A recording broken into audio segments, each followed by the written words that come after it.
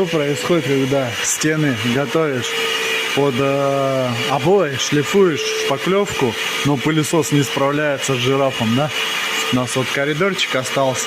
Вот там 2 комнаты мы отшлифовали. Сейчас покажу. Вот, да? Одну комнату дали. Вот здесь еще одну комнату. Сейчас 3-ю шлифуем. А тут, короче, писец.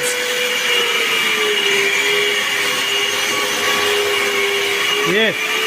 Братишка! Ты чё там, Живой? Дыши, братан, дыши!